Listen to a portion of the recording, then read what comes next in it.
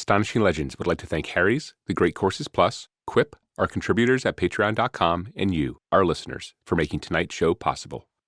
Just after Christmas, on December 29th, 1972, 163 passengers boarded a nearly brand new Lockheed L-1011 jet that belonged to the now-defunct Eastern Airlines. The $20 million aircraft was the height of luxury at the time, with a sizable airy cabin and long rows of 9 seats across, separated by 2 aisles in what they called a 2-5-2 configuration. It was so quiet during flight that it was called the Whisper Liner. The fuselage was spacious with generous headroom for the occupants. The L-1011 also had an incredibly sophisticated Cat-3C autopilot system, which, when in operation, could automatically land the plane, even in conditions of zero visibility. A more common feature now, at the time it was state-of-the-art. It would not be enough to prevent tragedy on this night, however. Flight 401 added a complement of 13 crew members to the 163 passengers for a total of 176 souls on board. Only 75 of those people would survive the night. The flight crew had over 50,000 hours of combined flight experience, with a collective 639 of them in the L-1011, which at this point was a nearly brand new plane. Eastern had flown their first one in service just 8 months earlier. Flight 401 almost made it from JFK Airport in New York to its destination in Miami when a small green light came on in the cockpit that would unleash a tragic chain of events, resulting in a terrible crash into the Everglades. Like all astonishing legends, the legend of Flight 401 begins where most stories end, far beyond the realm of accepted reason.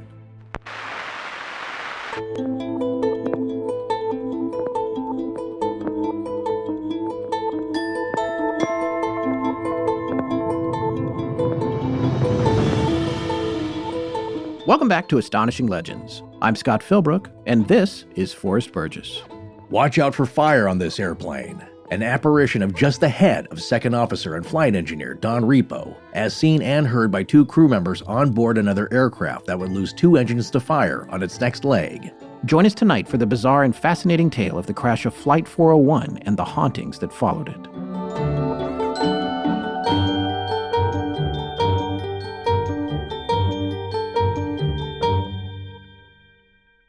And we're back. Wait, are you an airline pilot now? No, if I was an airline pilot, I would make an announcement over the intercom like, ladies and gentlemen, we're back. We look out your left window. See the sky. And you would do it super loud right when the movie's starting to get good. Right, it pauses the movie and you can see Mount Shasta or something. Yeah. Well, folks, we are back. And tonight we get to announce some pretty exciting stuff. That's right. We weren't sure it was going to work out because everything is so seat of the pants around here, but we have actually managed to pull off getting some fun stuff into the store for our first special Black Friday through Cyber Monday sale, and we wanted to give you a heads up. For example, those of you who like the limited run hoodies we have a special holiday colored one in the store that weekend. Also, I know a lot of people save our shows up and listen to them later, which is great, but they're going to miss the boat on this one because we commissioned our incredibly talented friend, listener, and artist, David Spencer, to create 6 collectible pint glasses based on characters from prior episodes of the show. And man, did they come out cool. Tess and I will be sharing shots of the glasses on our social media accounts the next week or so. So follow us on Facebook, Instagram, and Twitter, if you don't already, to see those. Collect all 6. I've always wanted to say that ever since watching those children's toy commercials. Oh, yeah, we grew up on those. Yeah. Saturday morning. There was always a set to collect. Well, that's where I got the idea for this, honestly. No, it's a good idea. These glasses really are something, and it being the holiday season, we went with a more wintry theme for them, and they will look great with a nice cold beer. Or a glass of eggnog. Yes, or a glass of whatever your beverage of choice is in them. Or if you're like me, honestly, I may just build some kind of shadow box and hang them on the wall, because long-term investment value. I know you're in love with these, and you probably won't even unwrap them. But yeah, you might be overestimating our cultural value there, partner. I'm just saying, gonna make a shadow box. That's not happening. But, well, I, for one, will be having a beer in mind. Well, whatever you decide to do with them, they are extremely limited and likely to sell out quick. So hit our store at 8 a.m. Eastern, that will be 7 Central, 6 Mountain, and 5 a.m. Pacific, on Black Friday to pre-order the special glasses or the hoodies. They will ship out after we get them in from the printers to our warehouse in December. The sale lasts through midnight Eastern Time on Cyber Monday and while supplies last. There, see, that's what I've always wanted to say. While supplies last. Yeah, there were a few more phrases that were pounded into our heads as children to bug your parents about. Exactly. But in this case, there will be a limited number of match sets of all 6 that come with a signed certificate of authenticity from us. And then the remaining ones will be sold in pre-selected pairings. Like a fine wine. Again, head over to astonishinglegends.com and find our store from our homepage there at 8 a.m. Eastern on November 29th. Black Friday is November 29th. This is 2019. To get access to all of our regular merch at a store-wide 10% discount, plus pre-order holiday hoodies and these collector pint glasses, which will be shipped out after we get them into our warehouse and the manufacturer. The sale will end at midnight on Monday, December 2nd. That's Cyber Monday. And just to be clear, these are pre-order. All this stuff is in production right now, but we won't get it for a week or so, maybe a week and a half until after this sale is closed. Wow, this really sounds like a real retail thing. You know? I know, right? It's exciting. Oh, but by the way, did you fix that complicated URL thing for the holiday messages we need people to send in, or did you make it more complicated? Well, how could I not fix it after all the crap you gave me? Listen, quick reminder, folks, we still need special holiday messages from you guys for our pending long-lost Christmas episode. To find out how to do that, go to our website, to the contact menu, and look for holiday messages, or simply point your browser to tinyurl.com/astonishingmessages for complete instructions. That's tinyurl.com/astonishingmessages. And you'll find all the instructions there. You have until midnight on Thanksgiving Day, November 28th, to get those to us. That's midnight Eastern Time. Well, that is much better. Are you sure you're not going to add on some more slashes and hyphens, hyphenated words? I know. It's before the .com? We'll probably get like 3 messages. It'll be the shortest holiday message montage ever. We'll just have to do it ourselves, pretending to be different people.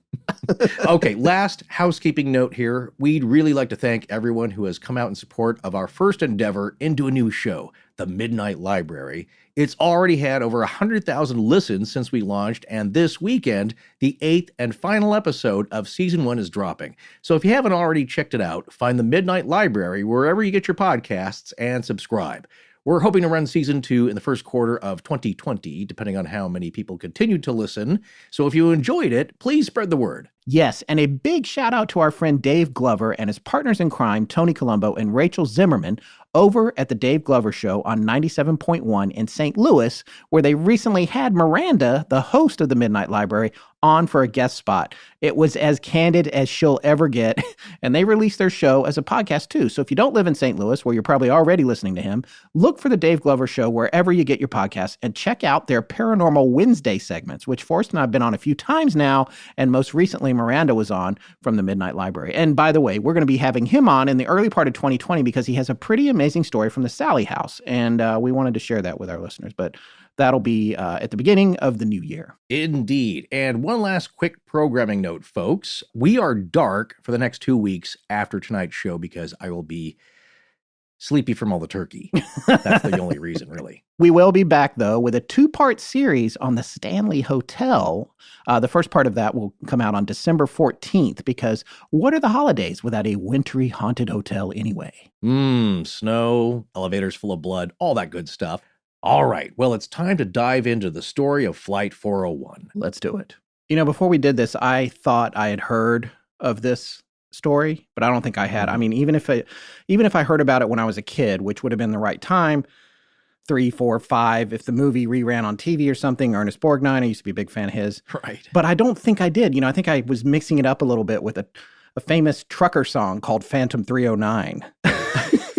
Well, Flight 401, Phantom 309. Well, there's a lot of, I guess, paranormal or phantom stories that have the number of a vehicle of some kind, either a submarine or a flight. There's often a number that's incorporated into the title because it does make you remember it. But that's a note I'm actually going to talk about at the end of the show, where there might be something about machines that travel and humans that interact with them. There's some kind of connection there and special bond, some special circumstances, something about it that does make you remember it. But yes, I actually remember watching these on TV when they aired, and there were actually 2 made-for-TV movies.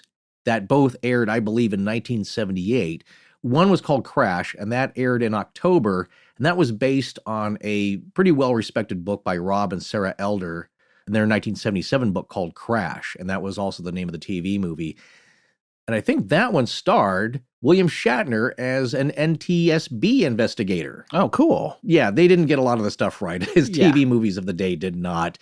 But the other one that was maybe a little more fun, I guess, is called The Ghost of Flight 401. That aired earlier in February. And that one, though, had Ernest Borgnine as the captain, I believe. And also, another favorite, Dr. Johnny Fever, Howard Hessman from WKRP in Cincinnati. Yes. And another name that popped up, Tom Clancy. Now, I was going to ask you, is that the Tom Clancy from the novels? No, it is not. And of course, I was trying to look and see if it was, because he would have been a lot younger. But no, it's a different Tom Clancy. Yeah, who is also deceased, by the way. But yes. Right. Well, The Ghost of Flight 401, that TV movie, actually, as the name would imply, focuses more on the ghost story connected to Flight 401 than the other one, Crash, which, of course, then focuses more on the NTSB investigation of the crash. Yes, and Borgnine, he was the king of disaster movies, really, back then. You know, he was in the Towering Inferno, wasn't he? I think he was. Or no, maybe he wasn't. The Poseidon Adventure. Was. The Poseidon Adventure, that's what I'm thinking of. Yeah, right. Yeah, no, that was a huge one that he was in, and he was just everywhere. He could do comedy, he could do drama, a really great actor. Yes. All right, well, let's talk about the specifics of the flight for that evening and the cabin crew and the flight crew that were aboard. At 7:45 p.m. Eastern Standard Time on Friday, December 29th, 1972, an Eastern Airlines L-1011 jet originating from Tampa, Florida, arrived at John F. Kennedy Airport, a hub for Eastern, for routine maintenance. After minor issues were resolved, the plane was cleared for a 9 p.m. departure as Flight 401. At 9:20 p.m., Eastern Airlines Flight 401 had departed Terminal 1 at JFK International Airport in Queens, New York, for a regularly scheduled flight to Miami International Airport in Miami, Florida. On board were 13 flight crew members and 163 passengers, 176 souls in all. The pilot of Flight 401 was Captain Robert Bob Albin Loft, age 55 at the time. Captain Loft, who was in command of the flight, was a veteran commercial airline pilot with an accumulated total of 29,700 hours of flight time during his career, with 280 hours logged with the L-1011 aircraft, which was a relatively new plane. He was ranked 50th in seniority at Eastern Airlines, having worked there for 32 years. The first officer, Captain Loft's co-pilot, was Albert John Burt Stockstill. He was 39 years old.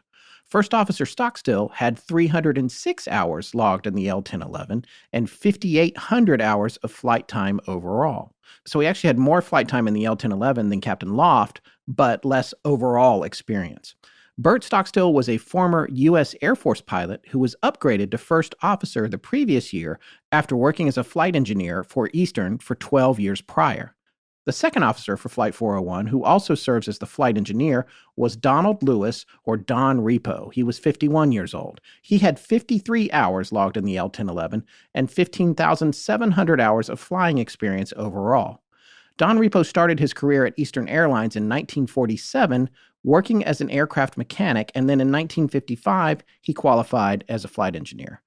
Angelo Donadeo, aged 47, was a technical officer for Eastern Airlines. He was also on board with the flight crew, but was listed as a non-revenue passenger as he was off duty and on the return flight to Miami after having completed a work assignment in New York. The airline slang for employees hitching a free ride when returning from a duty assignment is called deadheading. So he was a deadhead passenger. The cabin crew of Flight 401 was composed of flight attendants Pat Gissels, Trudy J. Smith, Adrian Ann Hamilton, Sue F. Tebbs, Dorothy M. or Dottie Warnock, Beverly Jean Raposa, Stephanie Stanich, Patricia R. or Patty George, Sharon R. Transu, and lead flight attendant Mercedes V. or Mercy Ruiz. There's a fun photo of them all taken together in the back of Flight 26 earlier in the day while on the ground in Miami. We'll try to post that on the webpage for this episode. The aircraft they were flying in on the route that day was a Lockheed L-1011-1 Tristar with registration or bureau number of N310EA. The plane was only a little over 4 months old, having been delivered to Eastern Airlines on August 18, 1972, and entering service 3 days later. It was the 10th L-1011 Tristar acquired by Eastern and numbered 310 in its fleet. A nickname that Eastern Airlines gave for their L-1011s was Whisperliner, due to its relatively quiet flight operation compared to other jetliners of the time. The L-1011 Tristar had a seating capacity of 400 passengers and a range of over 4,000 nautical miles. The L-1011-1 first flew in November of 1970 before being delivered to Eastern Airlines in 1972. It was the third wide-body commercial airliner to be operated after the McDonnell Douglas DC-10 and the Boeing 747. It had a tri-jet configuration composed of 3 Rolls-Royce RB211 engines, one under each wing, with the number 2 engine center-mounted on top of the upper fuselage and embedded in the tail with an S-duct air inlet. The L-1011 has an auto-land capability, as we mentioned in the cold open, an automated descent control system, and available lower deck galley and lounge facilities. Lockheed manufactured a total of 250 Tristar jets between 1968 and 1984, assembled at the plant near the Palmdale Regional Airport north of here in LA. But sales of the plane were impeded by financial and engineering problems at Rolls-Royce, which was the only manufacturer of the L-1011's engines. Lockheed closed down its commercial aircraft manufacturing at the end of the production run due to its sales being below target. And Forrest, I was going to tell you this. I actually flew on these a ton. When I was a kid, my parents have been divorced since I was 2. Mm-hmm. So I did a lot of flying. We weren't, for a while, we were in the same state, but eventually we got kind of spread out. And every summer I would fly halfway across the country. And back then, kids flew alone a lot, and I flew alone a lot, even as a young kid.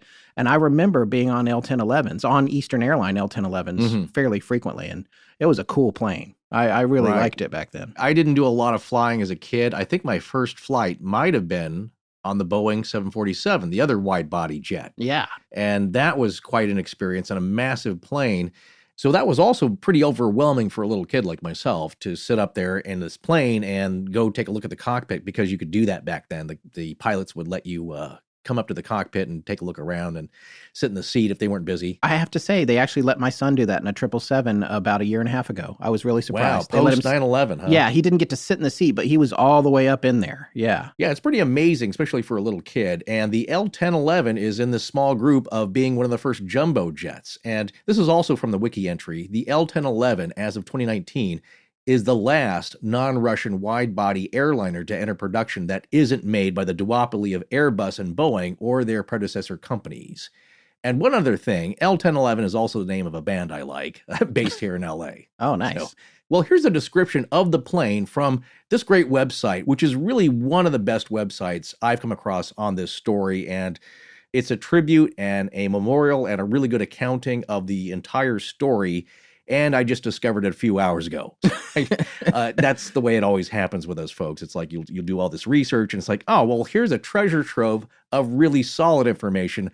I wish I saw this a week ago, but that wasn't the case. But I thought I'd get some stuff in here, and they have a really great description of the plane. And the title page on the website is listed as Eastern Airlines Flight 401, the story of the world's first crash of a jumbo jet as told by survivors.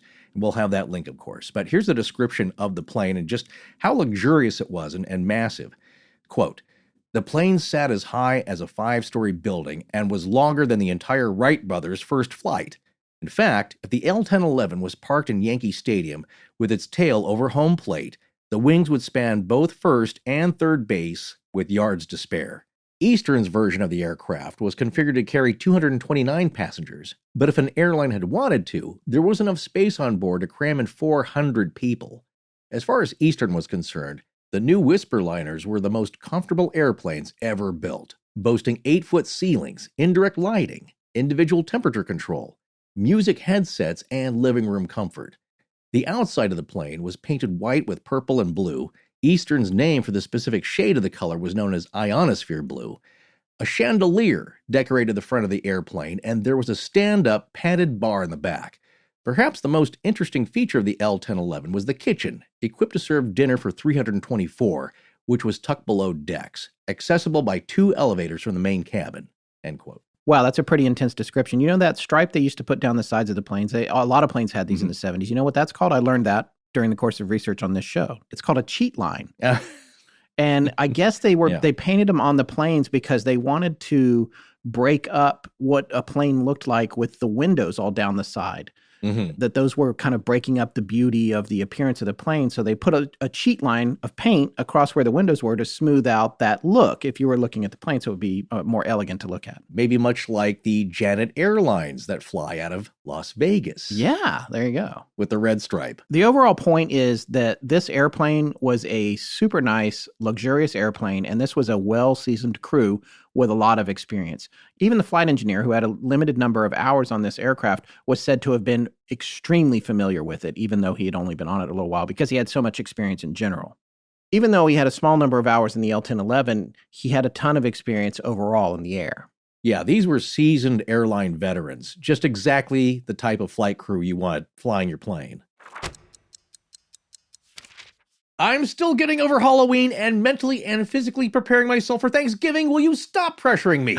I haven't even begun to think about who wants what for the holidays. Well, amigo, I'm just asking. And I'm offering a simple and easy solution for gift ideas. Something that's going to be the easiest shopping you're going to do this season. A holiday gift set from Harry's. And here's something to make that idea sound even better. Listeners of Astonishing Legends can get $5 off any Harry's shave set by heading to harrys.com/legends. Free shipping ends on December 16th, so act now. Well, you're right. That is one thing on my list that I don't have to worry about, because Harry's is one practical gift that any guy you know is going to love to actually use. Trust me, people, no guy actually wants to get a tie or cologne as a present. If he needs it, he'll pick it out himself. You don't have to worry about giving Harry's because their products actually work as advertised, and that's why we love them. Harry's makes sharp blades that last, German-engineered and award-winning. Their blades are sharp, so you end up looking sharp, and they're backed by a 100% quality guarantee. So if he doesn't love his shave, you get a full refund. And Harry's is a great idea if you need to get a gift for that guy at the office. Holiday sets start at just $20, and that's within Secret Santa limits. It comes ready to gift in a handsome holiday gift box, so you're not doing the last-minute ramping. And your gift gives back, because 1% of each sale will be donated to charitable organizations. As a special offer for fans of the show, we've partnered with Harry's to give you $5 off any shave set, including their limited edition holiday sets, when you go to harrys.com/legends. Plus, you'll get free shipping. Each Harry's shaving set comes with a weighted handle with option to engrave, 5-blade razor cartridges, foaming shave gel for a rich lather, travel cover to protect your blades, and all packaged in a handsome holiday gift box. Free shipping ends on December 16th, so act now. Just go to harrys.com/legends. That's harrys.com/legends. I'm Thor MacArthur, and when I'm not bashing giants, I'm listening to Astonishing Legends. Now, back to the show. It was a routine flight for 401 until it began its descent and approach to Miami International Airport at 11:32 p.m. First Officer Bert Stockstill had initiated lowering the landing gear, but noticed that the green light indicator, which lets the crew know that the nose gear is in the down and locked position, had not lit up. The pilot cycled the landing gear, but again, the light did not come on. The investigation afterward would find that the cause was a burned-out light bulb. Captain Bob Loft got on the radio and told Miami Air Traffic Control that they would abort their landing approach and requested if they could remain in a holding pattern, even though the landing gear could and may have been lowered manually. The tower controller gave instructions for them to climb to 2,000 feet and then maintain a westerly heading over the Florida Everglades in what's called a racetrack pattern. What follows is a partial transcript from the airplane's cockpit voice recorder at that moment. At 11:41 and 40 seconds, Miami Approach Control radios 401. Eastern 401, how are things coming up there? 4 seconds later, Eastern Airlines Flight 401 responds. Okay, good luck to Charlie, I haven't come back yet. At 11:41 and 47 seconds, Miami Approach Control replies. Eastern 401, turn left heading 180. Second Officer Don Repo was told to go into the avionics bay under the flight deck, nicknamed the Hellhole, so he could look through a small portal window to visually confirm that the nose gear was actually down, which he, according to the accident report, was unable to do. In the meantime, the remaining crew dismantled the indicator light assembly for the nose gear. One report stated that they were able to lower the gear and had confirmed that it lowered properly, and that they were also able to confirm that the incandescent light bulb for the gear position indicator was burned out. Nevertheless, the 4 flight crew members continued to investigate the malfunctioning light. After reaching their assigned altitude of 2,000 feet, First Officer Bert Stockstill was ordered by Captain Loft to put the plane on autopilot. The autopilot was engaged 50 seconds after reaching altitude. The L-1011 flew level for the next minute and 20 seconds, but then descended 100 feet, where it again flew level for another 2 minutes. After the 2 minutes of level flight, the plane began to descend so steadily that none of the crew noticed it. Over the course of the next minute and 10 seconds, the aircraft dropped another 250 feet, causing the altitude warning alarm located under the engineer's bench to go off. There was no indication from the cockpit voice recorder that any of the other crew members had heard the chime, and Second Officer Don Repo had left his workstation to go below deck into the avionics bay. 50 seconds after the warning alarm, the plane was now at 1,000 feet. First Officer Stockstill began another turn of the jetliner onto a heading of 180 degrees and finally noticed the gradual drop in altitude.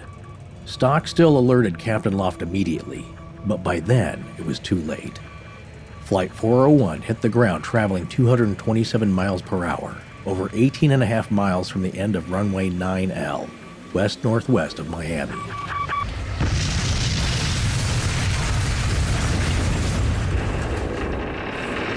Because the plane was in mid-turn, the L-1011's left wingtip hit the deck first in a 28-degree left bank, followed by the port or left number 1 engine, then the port landing gear assembly and main undercarriage. The wingtip strike was indicated on the ground by small metal fragments appearing at the first contact point and extending for 49 feet. Before 2 of the plane's landing gear legs were torn off, 3 paths were plowed out of the swampy mud and sawgrass, each 5 feet wide and 115 feet long, going in a southwesterly direction. Then the port or left side number 1 engine hit and disintegrated, scattering parts along with pieces of the port wing and port tailplane. The main fuselage had begun to disintegrate 490 feet from the initial strike point, leaving a trail of debris consisting of the cargo compartment's lower deck galley and pieces of the cabin's interior. Then the starboard or right wing hit 820 feet along the strike path, leaving a 59-foot-long gouge in the mud. As the 3 major sections of the fuselage continued to break apart, more debris scattered over a wider area, leaving twisted metal fragments, parts of the interior cabin, and passenger seats in its wake. As these 3 fuselage sections pushed through the muddy water and sawgrass towards its final resting place along the path of destruction, the tail cone and assembly was the most intact and was found the furthest along the trail. This tail section, consisting of the rear tail cone part of the fuselage, the number 2 tail-mounted engine, and the empennage, which is also known as the tail assembly, the fins that provide vertical and horizontal stabilizing surfaces for yaw and pitch, were found much further away than the other sections because it's thought that the engine attached to it was still delivering thrust throughout the crash. Yeah, it's kind of freaky to think about this one engine and tail cone still pushing its way through beyond the other pieces. Well, as an aside, empennage comes from the French word and term empenner, meaning feather or to feather an arrow, where the feathers also provide flight stability for the arrow. And I remember reading in the SAS Survival Guide by John Lofty Wiseman, he will advise you to always choose a seat in the rear of a plane, as it's your best chance of surviving a crash due to the structural integrity of the tail cone, and that it seems to be the one part of the fuselage that breaks off more intact than the others.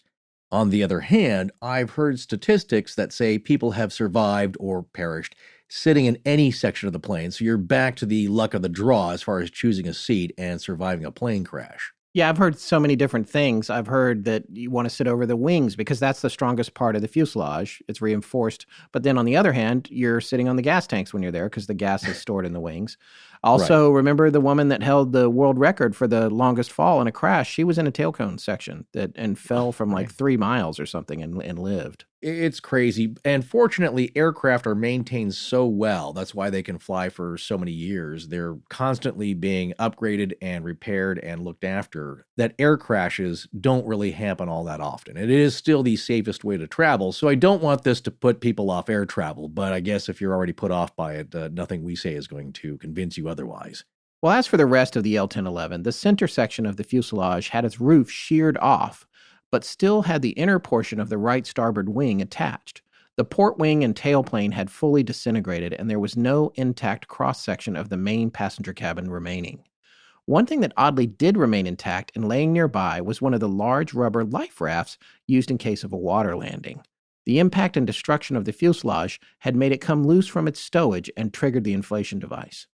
At the time of the crash, this Tristar had just 986 hours of total flying time. As First Officer Stockstill turned the plane the final time and noticed the loss of altitude and then notified Captain Loft about it, the last audio obtained from the cockpit voice recorder goes as follows. We did something to the altitude. What? We're still at 2,000 feet, right? Hey, what's happening here?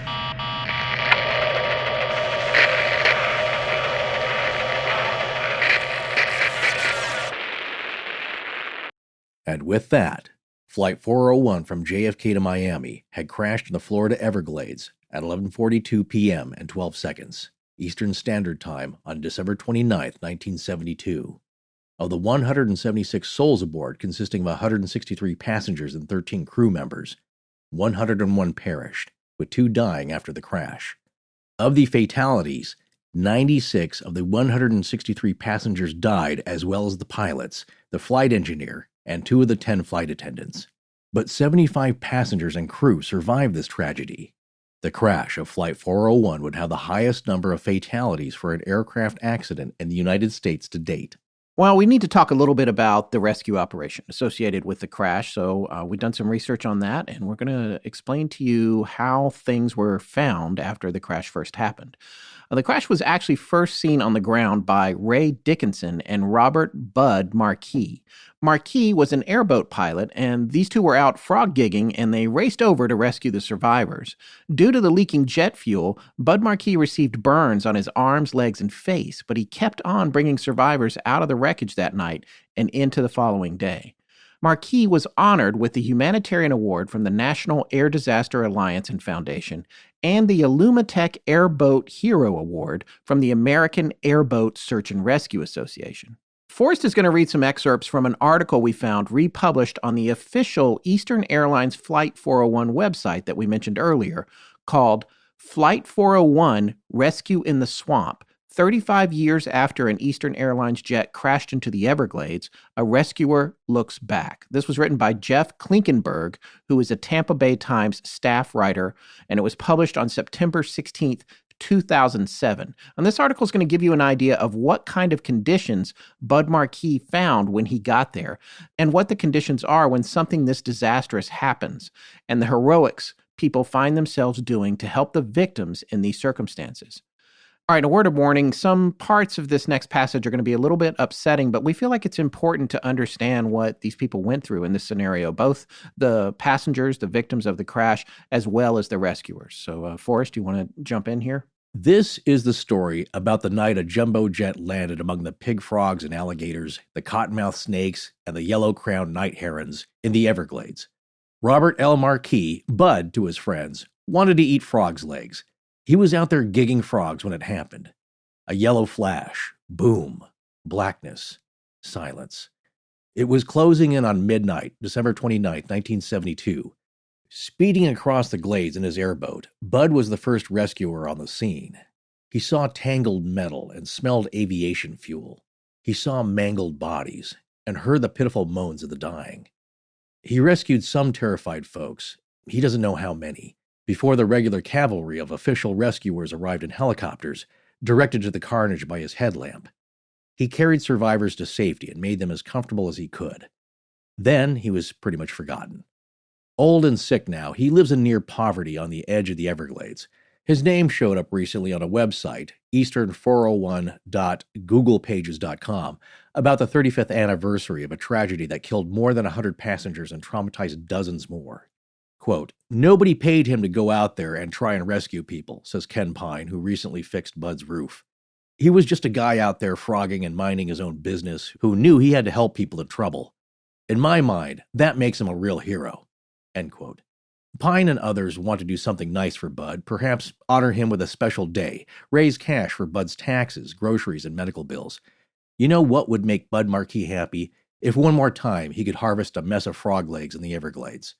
Bud Marquis had experienced better nights of frogging, but he and his helper had 30 pounds of legs. Quote, "Then I saw this great big fireball and the whole glades lit up. Then zip, the light was out." End quote. Bud revved up the engine and headed northwest. That section of the Everglades is a tangle of sawgrass, tree islands, canals, and levees. Fortunately, Bud was an expert. With the engine dangerously wide open, the boat slipped over the grass at 35 miles per hour. He maneuvered around all obstacles, then wham, aground. When he stopped the engine to push the boat back into the water, he heard a chorus of terrified human voices, hollering, moaning, shrieking. He cranked up the engine and moved towards the sound. He shut down the engine again to listen. Hey, hey, hey! Someone had seen his frogging light. In the narrow beam of his headlamp, he now saw enormous strips of torn metal. He saw openings in the sawgrass created by sliding chunks of broken airplane. He saw a man standing, shocked, in knee-deep water. Quote, "He was naked. A lot of the people I saw were naked. I guess their clothes got blown off them." End quote. Bud helped the man into the airboat and poured him coffee from the thermos. "Help us!" 3 women on the jetliner's tail, about 20 feet above the water, begged Bud to save them. "Ladies, you're safe up there. You don't want to be in the water with me." Water saturated by jet fuel filled his boots, burning his legs. He felt helpless, hearing what sounded like hundreds of voices coming at him from different directions. He had lost contact with his frogging helper, Ray, too.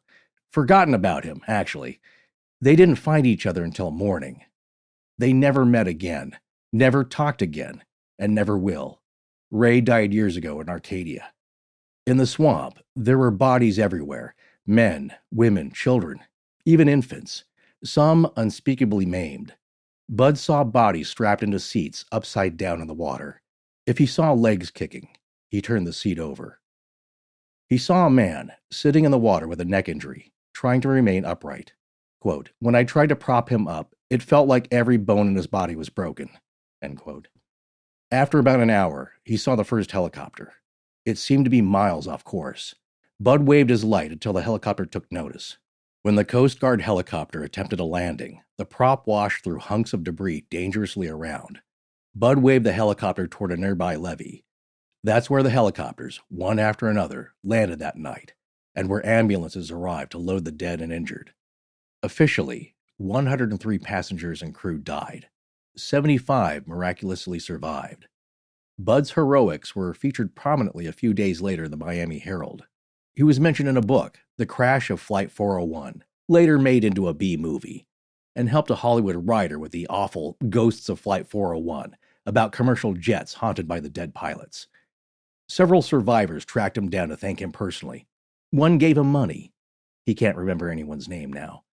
The old airboat, the airboat in which he carried injured passengers, waits on a rusty trailer with flat tires. It is 12 feet long and 7 feet across.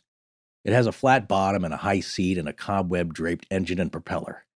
"I could get it running," he says, fighting for breath. "It needs new points and plugs, maybe a new set of rings. Wouldn't take much." A web forum, Southern Airboat, which attracts thousands of worldwide participants, plans to take care of the repairs. On December 3rd, Southern Airboat and other organizations also plan to honor Bud and the victims and survivors of Eastern Flight 401 with a service and a barbecue in Miami. Afterward, folks hope to take the old man into the Everglades, in his own airboat, if he wants. Bud wants to. He wants to show them how to gig frogs. "I think I can still do it. I really do think I can gig some frogs if I had to." Wow, and those are excerpts from that article. That's great. We have a link to the entire article if you want to read it. And so that's back from 2007. This was a while ago, 12 years ago. So yeah, it's an interesting story. It's an interesting look at how somebody's life is touched by this. You know, a rescuer like that, the first person on the scene, is just a life-changing event. Yeah, and I think he's got a little PTSD from that. A section that I don't think read. He doesn't like to talk about it, and he never does, but his wife can tell when he gets this look on his face that he's thinking about it. Yeah. And he's never forgotten it. The reason that we wanted to tell you the story here from his perspective is that this is a really awful thing. And I know a lot of people make light of it with ghost stories and it's fun, but we wanted to keep in mind the tragedy of this all in that it was horrible. It was horrible for the people that, of course, did not survive, but also horrible for those that did. Well, the other heroes of the rescue operation were the 8 surviving flight attendants. Injured themselves, they still helped others and gave out safety instructions like keeping passengers from striking matches for light in the darkness, which could have been bad with all the leaking jet fuel. They also got everyone singing Christmas carols to keep up morale and alert rescuers to their location, since it was a dark night with a waning crescent moon, and flashlights were not part of standard equipment on commercial airlines in those days. Former NASA astronaut Frank Borman took a helicopter to the crash site himself to investigate and help survivors. After retiring from NASA and the U.S. Air Force in 1970, he was the senior vice president for operations at Eastern Airlines and later became CEO of Eastern in 1975 and chairman of the board in 1976. Before that, as an astronaut, Borman set a 14-day spaceflight endurance record as commander of Gemini 7. As commander of Apollo 8, he was the first of 24 humans to fly around the moon, along with crewmates Jim Lovell and Bill Anders. As of 2019, Frank Borman is the oldest living former American astronaut, 11 days older than Jim Lovell. All of the survivors were injured in the crash, with the most common injuries being bone and rib fractures and damage to spines, hips, and legs. 14 survivors suffered burns, 60 had serious injuries, and 17 suffered minor injuries not requiring hospitalization. Survivors got all cut up on the sharp sawgrass. The mud of the Everglades actually seemed to help pack the bleeding wounds of some survivors, but at the same time, the bacteria and organisms in the swamp water and mud caused 8 passengers to become infected. Most fatalities occurred in the central cabin section. One good thing the swamp water and soft mud did was to absorb the impact energy of the crash. Otherwise, the fatality count would have probably been much higher. There were reports that some of the passengers had been attacked by alligators after the crash, being so prevalent in the Everglades, and a cottonmouth snake can also be a very unwelcome sight in any situation. For the flight crew, Captain Bob Loft momentarily survived the initial crash, but died in the cockpit wreckage before he could be transported to a hospital. First Officer Albert John Burt Stockstill was killed on impact. Second Officer and Flight Engineer Don Repo was able to be taken to a hospital, but later died from his injuries. Technical Officer Angelo Donadeo was the only member of the 4 aircrew from the flight deck to survive and recover from his injuries. Both he and Repo were down in the aviation electronics bay in the nose of the aircraft at the moment of impact, which may have had something to do with altering the impact force they experienced. Of the flight attendants, Pat Geisels and Stephanie Stanich, who were seated next to each other in jump seats, were both killed. So, it's a pretty heavy toll on these folks, and just a horrible experience to go through, no matter how you look at it. Yeah, there is one interview on YouTube that we'll have with one of the surviving flight attendants, much older now, of course, but she talks about just the moments after, and it's a very human moment and a very touching one, but a tragic one, but people get through this mostly, you'll never forget it, but people do carry on. All right, well, so let's shift gears a little bit and talk about the accident investigation after the crash. The National Transportation Safety Board, or NTSB, for the United States, in their final report, based on their investigation, found that the cause of the crash was essentially pilot error, stating the reason as, quote, the failure of the flight crew to monitor their flight instruments during the final 4 minutes of flight and to detect an unexpected descent soon enough to prevent impact with the ground. Preoccupation with a malfunction of the nose landing gear position indicating system distracted the crew's attention from the instruments and allowed the descent to go unnoticed. In other words, controlled flight into terrain due to pilot error and loss of situational awareness. The investigation revealed that the autopilot had been accidentally switched from altitude hold to control wheel steering, or CWS mode, while in pitch. In control wheel steering mode, when the pilot releases the grip or pressure on the steering yoke, aka the control column, the autopilot will maintain the pitch attitude or angle that the plane is flying in, purposely selected by the pilot normally until the control column is moved again. So you can think of this like the cruise control on your car, except that when you're in cruise control mode, the car will not only maintain the speed you're going, but also the direction the wheel is turned. If the wheel is not turned so that the car is pointing perfectly straight ahead, your car is eventually going to run off the road.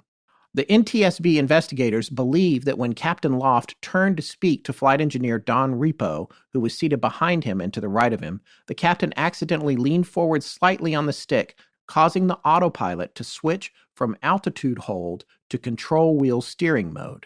This minimal amount of forward pressure on the yoke would have caused the control wheel steering mode to set and hold the plane in a slight descent, unnoticeable by the flight crew.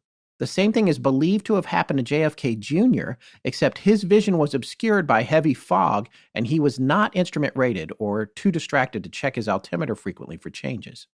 As cited in the investigators' conclusion above, they also thought that since the crew was preoccupied with trying to fix the nose landing gear indicator light situation, that they didn't notice the altitude warning chime when the plane descended 250 feet from its set altitude of 2,000 feet in the holding pattern, because Second Officer and Flight Engineer Don Repo were down in the avionics bay, otherwise known as the hellhole. He was also not at his workstation where the rear alarm speaker was located and thus could not hear the C-chord chime. The rest of the flight crew also apparently couldn't hear that chime. The pilots also had no visual indication of their descending altitude since they were flying over the Everglades on a dark night and nothing but black appearing swamp for miles and no lights or buildings to indicate the distance to the ground. Another interesting find from the investigation, which should show you how closely the NTSB investigates air crashes and how detailed their examinations are, has to do with the autopilot. This reply came from a poster named 411A on the airliners.net pilots forum, and it explains a little bit about the L-1011's Tristar autopilot system. All right, keep in mind this is a very quickly worded internet posting, so I'm going to be trying to make it understandable here. But anyway, he writes, for the Lockheed Tristar, the autopilot can be engaged for takeoff in CWS mode only. That's controlled wheel steering. Once airborne, no altitude limitation for engagement is available in command mode. For approaches, it must not be engaged below 100 feet below MDA, which is the minimum descent altitude. Thus, it is allowed for circling approaches. For automatic landings, only one autopilot needs to be engaged, although two are required for Cat 3, which is that system we talked about earlier that allows you to land in zero visibility. When the decision height is 50 feet, it is used in many large commercial airports, for example, London Heathrow, which has a Category 2 and 3 landing system. The protocol is implemented with commercial airliners. Also, when you speak about an autopilot in the Tristar, you're actually referring to two autopilots, for each autopilot is actually dual channel, meaning two complete autopilots engaged with one switch. Thus, the Tristar is equipped with two dual channel autopilots, or if you like, and you would be completely correct, 4 autopilots. The Lockheed Tristar autopilot systems were developed by some of the folks that developed the very first autopilot approved for complete automatic landings. The Smiths autopilot in both the HS-121 Trident and the SC-3 Belfast, both oddly enough of British design, as were the autopilots fitted therein. We put that in there because that's our listener, Tony, who's probably going to correct us on everything. He's an aircraft engineer for an Irish commercial airline and a frequent interactor with us on Twitter. So the point is the Tristar has 2 autopilots, one for the pilot and co-pilot, each with 2 channels. Channel A routes data to the captain's instruments, and Channel B sends data to the first officer or co-pilots. The NTSB investigators found that a greater amount of force was needed to switch Channel B into control wheel steering mode than with Channel A. So when Channel A was switched inadvertently from altitude hold to control wheel steering by Captain Loft, First Officer Stockstill's Channel B autopilot may not have been switched with it, so he may not have had any idea the plane was now in CWS autopilot mode, and that was flying the plane in a gradual downward pitch. Here's another thing. From an autopsy performed on Captain Loft, it was found he had an undetected tumor in the part of the brain which controls vision, but the NTSB investigation determined that was not a factor in the accident. So there were a lot of lessons learned about the downing of Flight 401 that later helped inspire improved flight safety practices. One of them being that flashlights are now standard equipment on commercial airliners and stowed near the flight attendants' jump seats. You may have seen one on a flight you took recently. Also, all jump seats for flight attendants now have shoulder harnesses installed. Another safety improvement for flight procedures that some believe Flight 401 helped spur was the implementation of cockpit resource management, also generalized later as crew resource management, and known in the biz by the initial CRM. But it seems a more direct and contemporary impetus was the 1977 Tanneriff Airport disaster, where 2 Boeing 747 aircraft collided on the runway, killing 583 people. Then, more formally, the next year, with the NTSB recommendation from their investigation of the 1978 crash of United Airlines Flight 173, where the DC-8 servicing that flight ran out of fuel over Portland, Oregon, while the crew was, like Flight 401, troubleshooting a landing gear problem. A short time after Tanneriff, NASA also endorsed the training, and by the 1990s, it became a global standard. Essentially, CRM is a set of training procedures primarily used in aviation safety environments, but any in operations where human error can cause tragic results. The CRM training focuses on interpersonal communication, leadership, and decision-making in the cockpit while still maintaining the command hierarchy of the flight deck. The procedures, for example, are meant to encourage co-pilots to question airline captains if they think they're making a mistake, rather than to just follow orders. So it's pretty interesting. There's a lot of positive developments came out of this tragedy. Yeah, there's a little bit of debate there in thinking that that CRM was inspired by Flight 401, but it's more likely it was Tanneriff and United Airlines Flight 173 that did it, because they were a little later in 1977 and 78. So that was implemented, though. But yeah, we do learn from mistakes, and that Flight 401 mistake was definitely learned from. Well, after this tragic air disaster that would become the world's first crash of a jumbo jet, the survivors would go on to tell their stories. But as some would believe, so would the deceased, in a way. Soon after the accident, a legend started to materialize involving the pieces of Flight 401's L-1011 Tristar, subsequent Eastern Airlines flight crews and employees, their passengers, but most chillingly, possibly, the ghosts of the flight crew from 401 itself. So I think a good framework here is going back to that official website for the crash and the survivors, and it does seem to list itself as something that is official, that you can really trust with the information, and we certainly did, and that's the one we discovered pretty late. We'll have that link there, but basically it's a good repository of different sections of the story itself, plus accounts from survivors, where that's the one I tend to trust because the survivors have posted the stories there themselves. But it does have a little bit on this section about the ghost stories that have popped up, because it is an ongoing part of the story of the crash and the aftermath as well. And the site will say, it does give a lot of credit to material taken from the book. And it says much of the content herein is copyrighted to Rob and Sarah Elder from the book Crash. And that's a 1977 published book, Athenaeum, New York, and used with permission by the authors. And one accolade that goes with it is, quote, "I could only wish that I had been able to access your website when I was writing the chapter concerned for my air disaster volume." And that's MacArthur Job, who wrote a definitive book on air crash disasters. And anyway, it's been referenced in the Sun Sentinel, the Miami Herald, and the St. Petersburg Times. You know, it's easier to think up names of smart, courageous, and influential women from the more modern era who ended up in the history books. Women like Marie Curie, Harriet Tubman, Amelia Earhart. Exactly. But what about great women prior to the 1400s? That's not as easy for most of us, but that's why it's great having a resource like the Great Courses Plus as a fun way to fill in those gaps in our knowledge. And most of us think we don't have time to learn anything new or pick up a new hobby, but that's not so with the Great Courses Plus, because they make it so easy and accessible, and the courses go wherever you do. It's so easy to watch or listen when you're doing something else, like commuting or chores. Well, what did you learn about the 36 great women before 1400 who were warriors, queens, and intellectuals from our latest course of the same name? A lot of Professor Salisbury students have asked her questions like, when did women first go to work? When did they first become rulers, doctors, soldiers, heroines, and villains? And the short answer is, they always have been. This lecture series starts in the West with the establishment of the Roman Empire, where powerful empresses like Poppaea and Julia Maesa influenced Rome's domination. But then that gave rise to warrior women like Boudica and Zenobia, who fought against Rome's expansion. And then the course follows global history to the East, for example, where the Vietnamese Trung sisters led a rebellion against the Han Chinese Empire expansion in the year 40. And then there was the astonishing Empress Wu Zetian, who ruled China with an iron fist during the Tang Dynasty in the 7th century. Well, there you go. I'm only familiar with a few of those names, and I can't wait to learn about the rest. Well, here's a chance for all of us to make learning a part of our daily routines with this special offer from the Great Courses Plus. Our listeners can get a free trial of unlimited access to the entire library. Check out everything from the rise of Rome to the laws of thermodynamics and all that's in between. And all you have to do is sign up now through our special URL to start your free trial. It's as easy as learning about almost anything you can think of at the Great Courses Plus. Just go to thegreatcoursesplus.com/legends. Remember, that's thegreatcoursesplus.com/legends to start your free trial.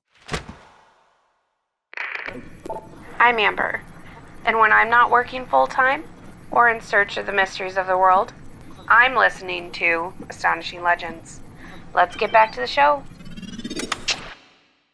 And so basically this chapter of the website here goes to set up that, yes, there are ghost stories, and that a lot of it was documented in the 1976 book, The Ghost of Flight 401 by John G. Fuller. And his book was later made into a TV movie. However, there is no factual evidence to support the claim, but legend has it that after the crash investigation, surviving avionics and galley equipment was salvaged from the crash site and then returned to the manufacturers and overhauled to help relieve some of the equipment shortages on Lockheed's fast-growing production line. And the majority of this equipment was fitted into another one of Eastern Airlines L-1011 jets with registration number N318EA. And that was while it was being assembled in Palmdale, California. That's plane 318, which comes up over and over. Yeah. And it goes on to say, not long after this, the quote-unquote ghosts of Captain Loft and Don Repo were seen on more than 20 occasions by crew members on other Eastern Tristars, and especially those, apparently, if you believe the legend, on those which had been fitted with the salvaged parts from Flight 401.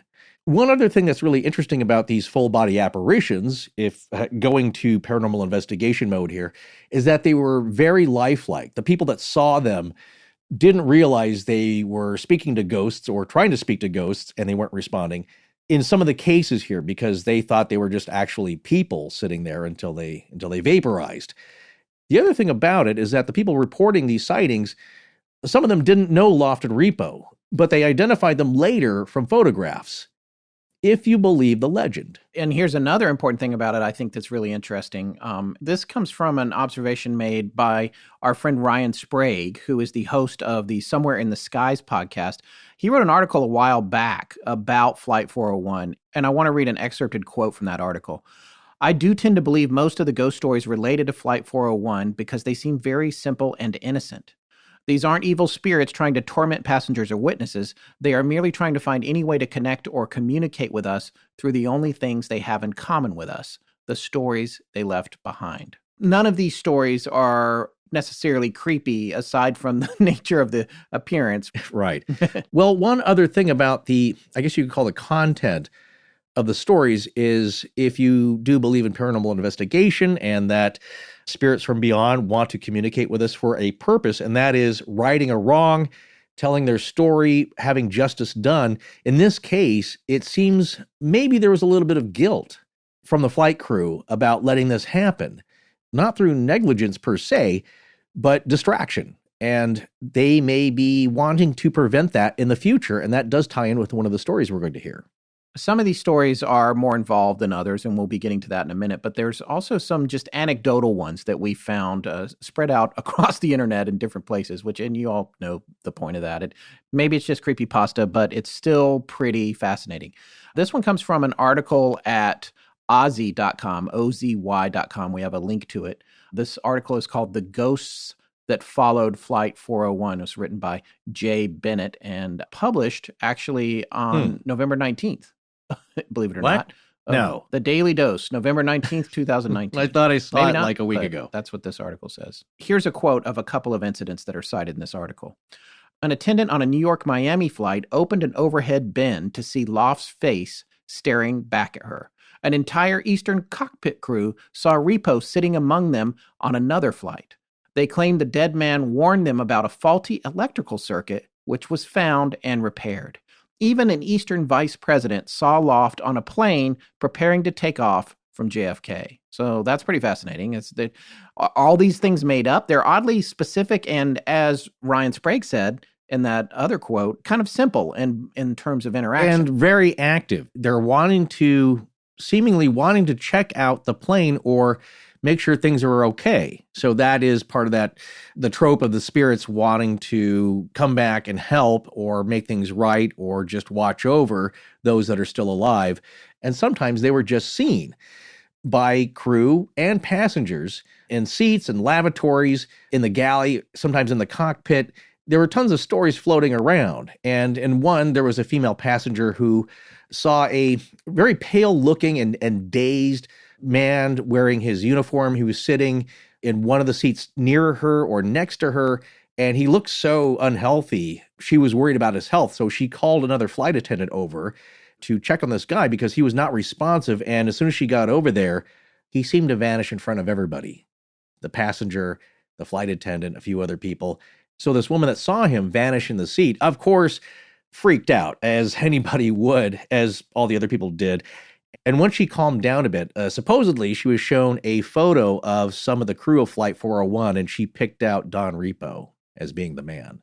Well, another good account of the ghost stories concerning Flight 401 comes from someone we've mentioned before on the show, Brent Swancer, and he's an author that has written articles for MysteriousUniverse.org, and this one is called Come Fly the Haunted Skies, dated February 13th, 2015. And he does a good encapsulation of some of the more popular sightings here. And we have a link to this one as well in our show notes if you want to read the full article.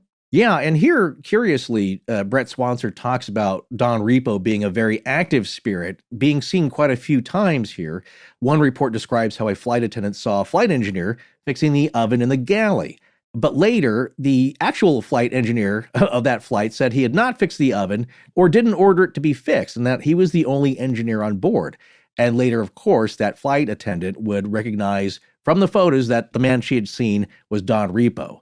On another occasion, a pilot from another flight heard a strange knocking sound coming from a compartment below the cockpit, and thinking this might be some kind of mechanical trouble, he opened the compartment only to be startled by what looked like Don Repo, hunkered down below, peering up at him from the darkness. And of course, when the flight engineer disappeared and the compartment was checked, it was evident that there was a malfunction, and that could have potentially led to a disastrous flight.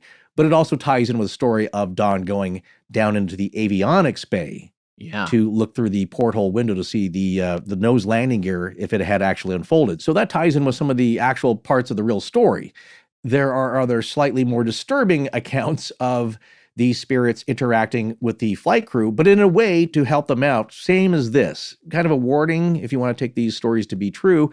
One of these stories is about an L-1011 flight engineer going through the pre-flight checks right before takeoff, and suddenly Don Repo appears beside him and startled the man, and apparently the ghost of Don Repo said, "You don't have to worry about the pre-flight, I've already done it," before he vanished right in front of this guy.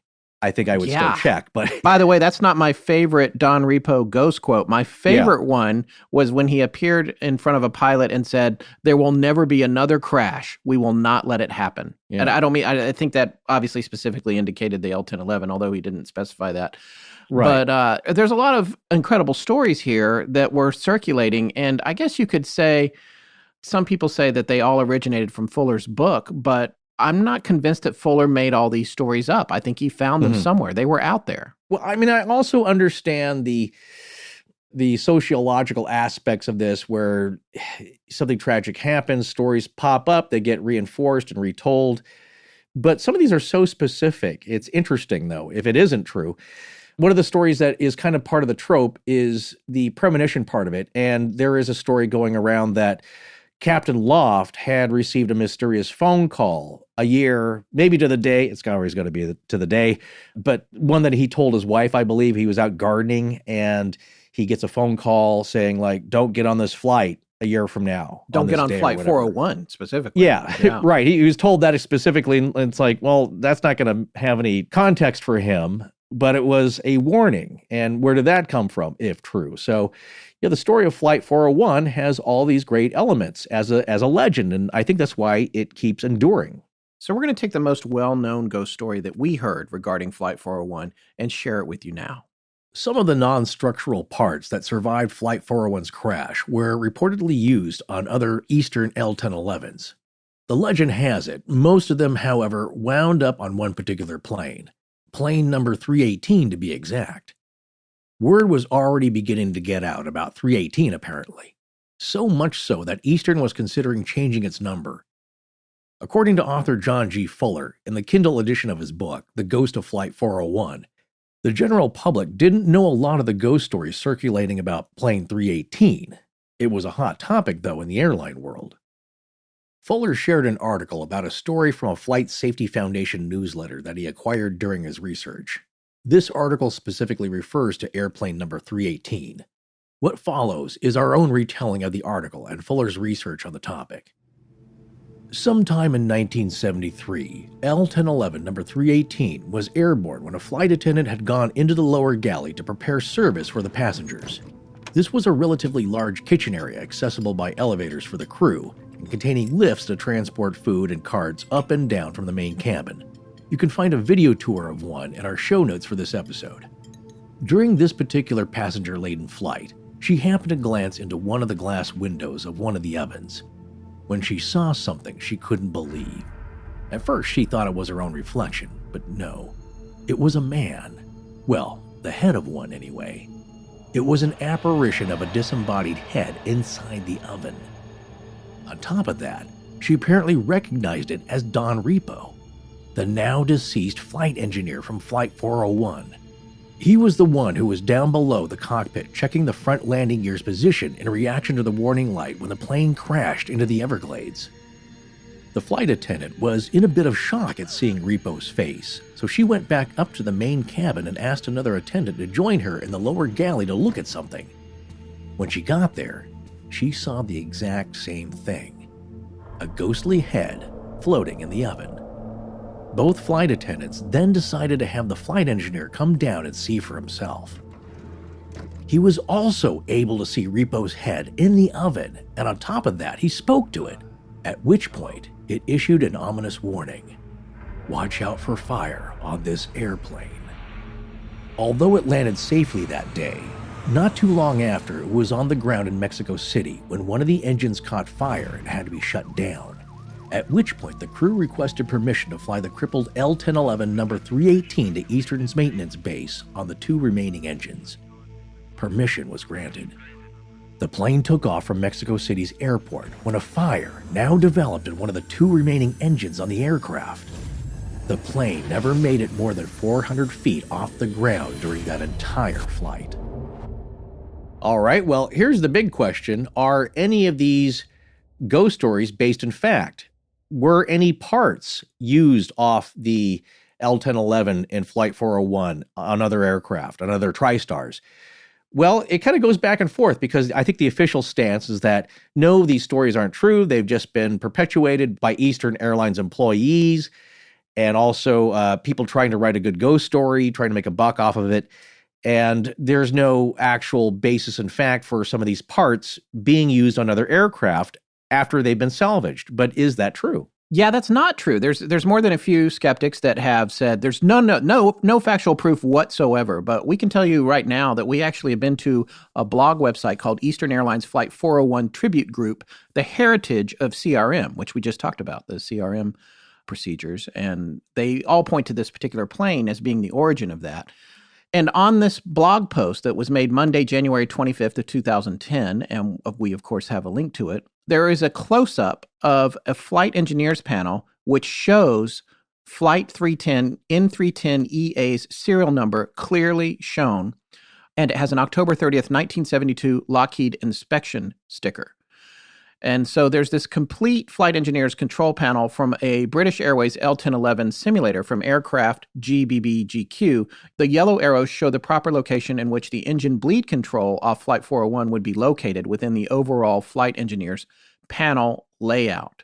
So what's happening here is, I want to read this excerpt from the page. We at the Eastern Airlines Flight 401 Tribute wish to thank Mr. Peter Trapkowski from Germany for sending these wonderful photographs and to learn that a piece of N310EA cockpit has survived after all these years.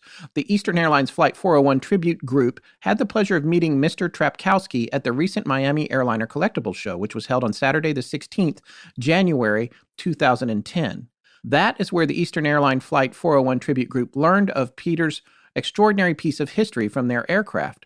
Peter advised that the above panel, which has pictures, which was salvaged from N310EA, was installed and placed onto aircraft N318EA for Eastern Airlines fleet use. Peter, as an avid admirer of the Lockheed L-1011, was able to save this amazing piece of history off aircraft N318EA when the aircraft in 1996 was parted out in northern Germany. That's Airplane 318, where all the ghost stories come from. That is definitive proof that at least one piece of Flight 401's Lockheed L-1011 was reused on another Eastern flight, which effectively eliminates some of the skeptics' position that there is no factual evidence that any parts were used. We now know for a fact that at least one piece was definitely used. And not only that, it was used on the plane that is the origin of the bulk of the ghost stories. And it's on the flight engineers panel, by the way. Yeah. What that does for people, I believe, as legend and lore, it's a solid piece they can point to say, well, there you go. Somehow this piece from this plane has captured the spirit or is a transceiver for the spirits of Don Repo and Captain Loft. And maybe there you go. If you put this piece in another plane, they have a direct link to it somehow. You know what I'm saying? It's a piece of physical evidence there that ties the spirit to the story and that story to another plane. But do you need them? Do ghosts need some object in kind of a stone tape way to be somewhere else where they can manifest? Are they free to float around? Well, we don't know. But like I said, I think from a story point, it's a good anchor that people can point to, and it strengthens the story. Yeah. Well, of course, we often talk about this scenario here where it is people and employees of some organization having a viewpoint or stories. And of course, the official viewpoint is that is all baloney, it's bunkum, it's humbug. And that's kind of the case here with the Eastern Airlines. Well, the official website points out that a lot of these tales of ghosts or whatever were being circulated in the airline community itself. And there was an account even of these paranormal happenings appearing in a 1974 issue of U.S. Flight Safety Foundation in their newsletter. A lot of these, of course, were attributed to the investigations of John G. Fuller and his best-selling book, The Ghost of Flight 401. And he did his investigation, whatever he did. He interviewed a lot of people, even claiming to have interviewed a lot of, as it says here, cautious airline personnel, meaning they don't want to go on record, really.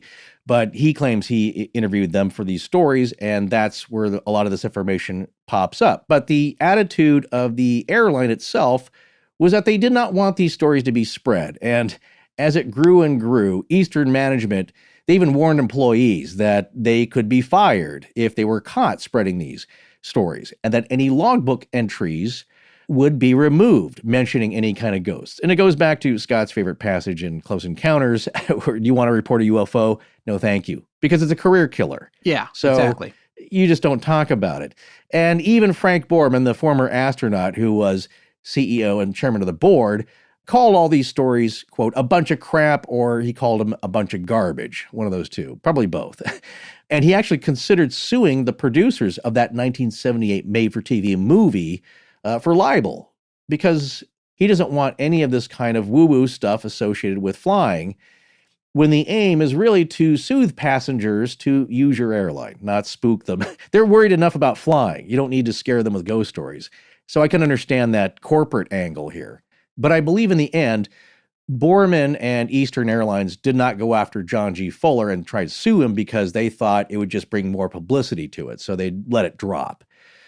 But there's another curious statement that actually appears in the wiki entry, and that is from Air Crash Investigations, dated March 4th, 2015, the title being Mayday Air Crash Investigation, Fatal Distraction, Who's at the Controls, stating that all parts that were cannibalized from Flight 401's airframe were eventually removed from other Eastern Airlines aircraft. So there you go, maybe something that also points to parts being used. Going back to what I just said about that panel that we know was on 318, it stayed all the way on 318 until it got parted out. So contrary to whatever point we might make about Eastern removing all the parts, which is something I wanted to talk about in my conclusions, clearly that part was still on 318 when it went to Germany to be parted out itself, which means it stayed on the aircraft for the rest of its life.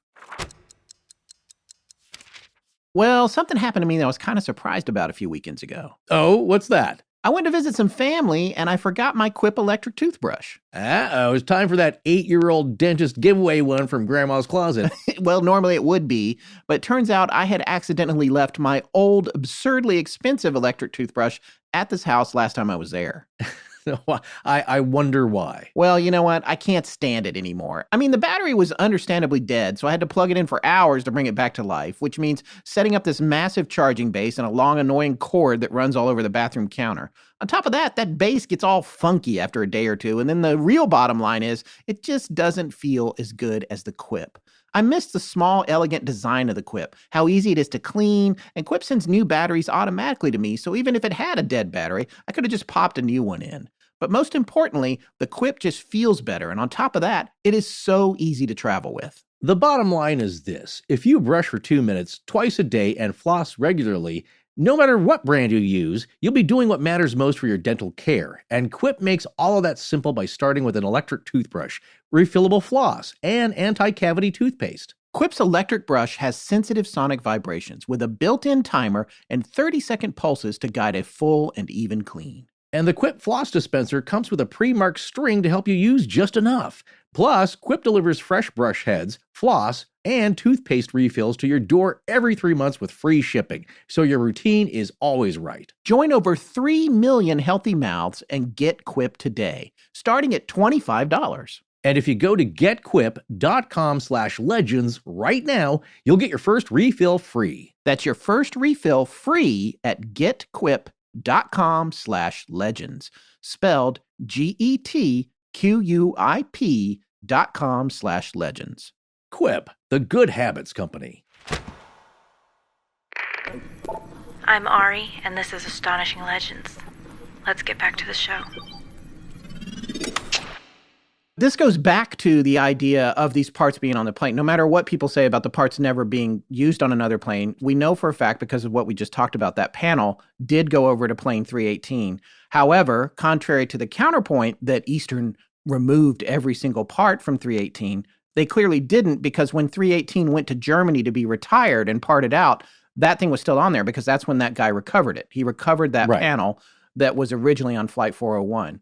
So you can look at it both ways. In one way, you've got Eastern saying, or people saying in the course of this story, no parts ever went on to any other planes. And then we have hard proof that parts did go on to other planes. However, the counterpoint is they weren't removed by Eastern Airlines.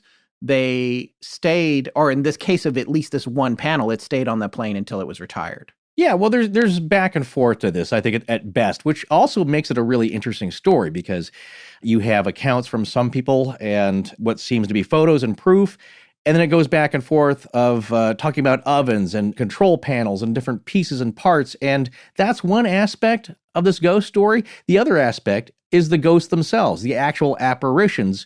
They're not mutually exclusive. I don't think you need to have an oven from Flight 401 to have an appearance of a ghost from the flight crew of 401 appear on an airplane number 318. No, exactly. And that comes back to something that I've been wanting to bring up this whole episode when I think I forgot or we never got around to, which is the idea that the parts had some connection to the ghosts. That's a human theory. That's some theory that somebody came up with. It's not like they went and did a scientific study and they said, these ghosts are here, and we're connecting the ghosts with the parts that got reused. It's just people trying to explain the ghost stories, which is what people do every time there's a ghost story. Well, that happened in this house all those years ago. Well, it used to be there was an insane asylum there or whatever. People always make those constructs, but what you have to remember is that all of that is pure speculation about how ghosts would work in the first place. You're right. It is speculation on that. And then, like a lot of things that have tried to be nailed down, there's so many moving parts to this that it really is hard to nail down. But if you look at it just from the story part of it about the apparitions, the website, of course, and the official, I believe, stance in this is that I'm not talking about the parts now and their provenance. These are the stories now about seeing lofted repo. A lot of these seem to be attributed to that one issue of the Flight Safety Foundation newsletter and the article in it where an Eastern L-1011 ferry flight lost one of its two operating engines and the pilot had a very challenging landing. And that pilot was quoted as saying he thought he saw the ghost of Don Repo. But he was being tongue-in-cheek. at least that's the way it's being presented, and that was a joke. But it was also then presented in that book, Ghost of Flight 401, as fact. And interestingly, that pilot that you're referring to right there, and I'm only just now making this connection myself, is Captain Paul Town, who was the former B-17 combat veteran. He was the one piloting that ferry flight when the second of those 3 engines went down and had to land it on one engine in the fire. And so right now we're coming full circle in understanding that it was Paul Town that apparently made that joke. Well, again, there are so much back and forth. That website, again, and I believe this is quoting Crash, Rob and Sarah Elder, their book, and again, that is really considered a great resource here and one to be believed, much more so than the Ghost of Flight 401. There's an interesting passage that has probably been repeated from the book that ends up on the official website. And this is talking about that quote, I saw the ghost of Don Repo being a joke and tongue-in-cheek. Obviously, there were a lot of rumors that were spreading throughout the entire aviation community. So the passage on the website says that Eastern management must have taken the story somewhat seriously, however, because one retired Eastern L-1011 pilot I spoke to said that he had a second officer flying with him on a B-727 for several months in the spring of 1973, who was a self-ordained preacher, and quote, he swore that Frank Borman had paid him to come to Miami and perform an exorcism on 318, end quote. So that's a pretty crazy statement. So either Frank Borman is just saying stuff for the public, it's like, no, don't believe in this poppycock, and then hey, could you come perform an exorcism or a spirit cleansing? There's a whole thing in Fuller's book, which I didn't really cite, but if anyone wants to read that book, because as you said, it's sort of the less respected version of events, right? That talks about a soul rescue being conducted on the plane, which is this idea where mediums come and recover the soul of a person who doesn't know they're dead. And that supposedly they did that on 318, and after that, the problems went away. And that's the story in Fuller's book. Yeah, a lot of it is timing, too. The article goes on to say, this pilot added, however, that he, quote, flew 318 several times in the late 80s and never saw any unnatural apparitions. Some weird-looking people, but no ghosts, end quote. Just because they look solid doesn't mean they're not a ghost. Well, that's what a lot of people say is that look at that guy you saw at Waverly. He had a baseball cap. Who knows? I don't know what that was. Yeah. I'm still wondering about that. But here's an interesting comment, though, to talk about another retired Eastern Airlines L-1011 captain who this author, I think it was Rob Elder that contacted the author there. This is the way he responded when asked about his experiences flying N318EA. Quote, I flew that plane and never saw any ghosts or anything of that nature. I do recall that some gremlins were on it, though, and they kept messing up my landing. End quote. That's great. Right. So I don't believe in ghosts, but I believe in gremlins. It really goes to show you, though, the shades of gray in belief and being on a ship. We talked about this earlier. When we started with James Dean and Little Bastard, that's also kind of what inspired us to look at this story as well. Do pieces of a machine, can they, again, in that stone tape theory kind of way, imbue, embody, capture, contain some kind of spiritual element to it? And can that be transferred to another machine, which also has problems or exhibits similar phenomena? And with Little Bastard, we were talking about race car drivers like, nah, I don't care. That's a rare part. Just stick it in there. I need it. Yeah. But people on ships, and I think maybe more so for people who sail the seas, they're very superstitious about it. With airline pilots, even though it's a ship, there's a lot of terminology and symbolism that transfers over because it's also a ship with a captain. They seem to be less totally superstitious, at least outwardly, but they do have their little things like gremlins they like to hang on to explain weirdness. Right.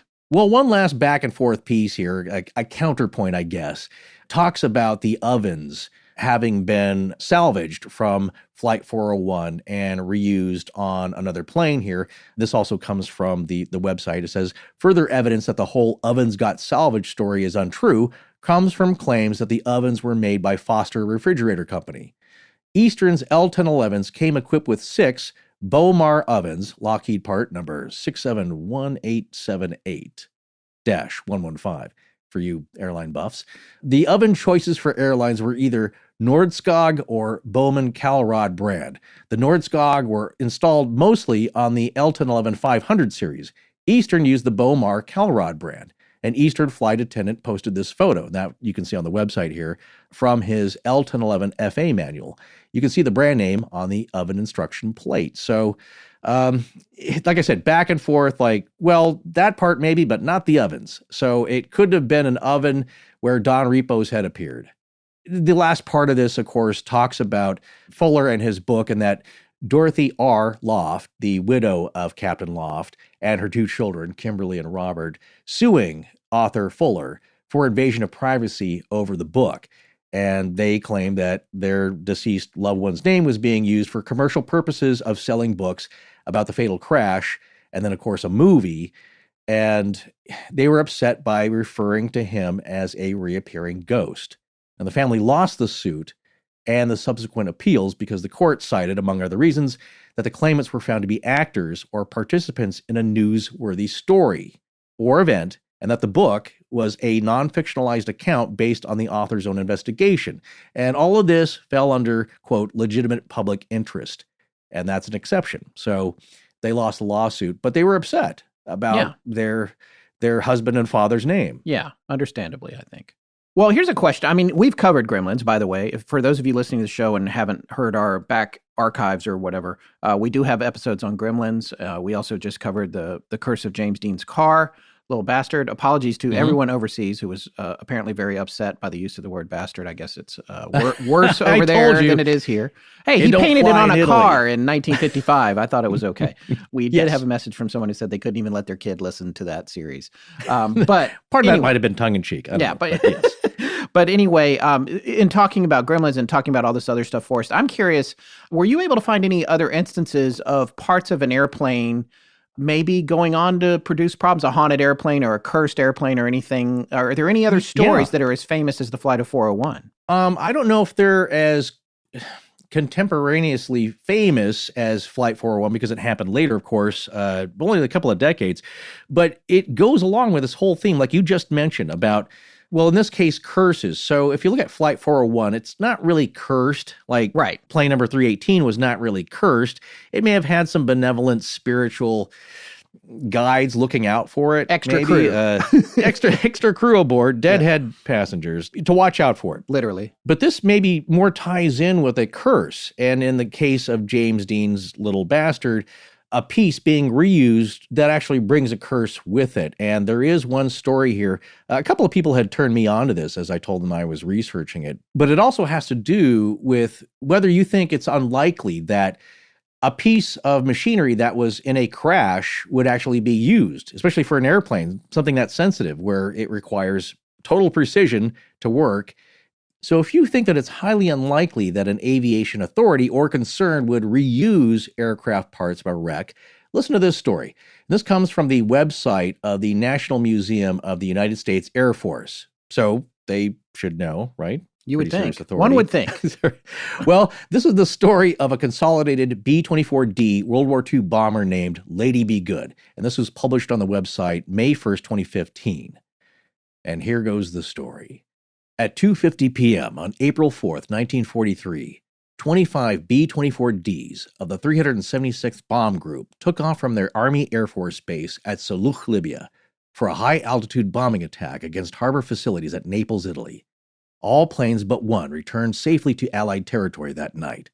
The one missing was the Lady Be Good. Almost 16 years later, on November 9th, 1958, several British geologists were flying over the desolate, sun-baked Libyan desert.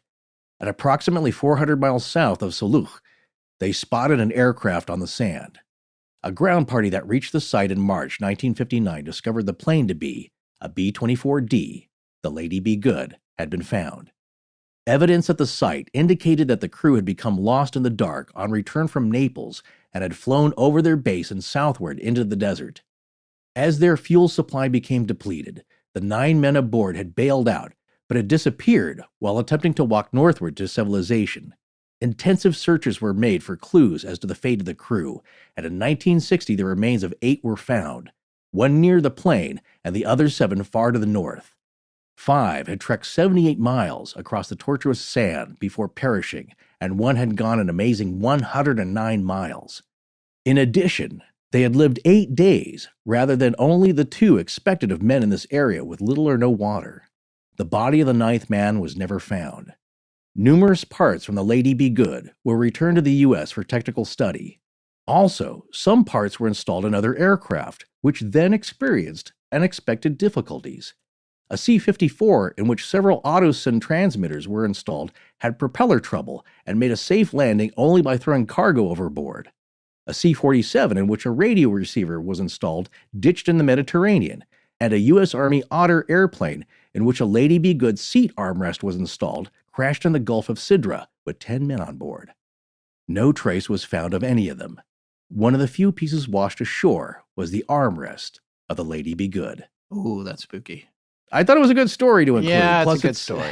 Yeah, you didn't want to read this. No, I tried to get you to cut it, but I'm glad you left it in there. It's good. No, it's good. like I So said, either way, I want to tell our listeners, while you were reading, as much crap as you give me for this, I was Googling it, and there are so many amazing pictures of that airplane. Just Google Lady Be Good, and when you look at the pictures, you think about all these circumstances. It's really pretty amazing. I mean, it's a tragic story to think about those guys. One, I love World War II stories, and World War I stories, of course, but there's just something about that, and what a tragic thing to survive the crash and just walk out into the desert until you drop. Yeah. Going that many miles, that 109 miles, it's incredible. The other thing about this story, though, was that your common sense may say, well, these are precision instruments. They're not going to use any of this stuff in other airplanes. Well, this is World War II. And even Mike from our ARC, who was one of the folks to send this to us in our prep, he was also at first surprised that the website for the National Museum of the U.S. Air Force would publish an article that even entertains a story with superstitious bent on the facts. Oh, yeah. One, it was well written, I thought.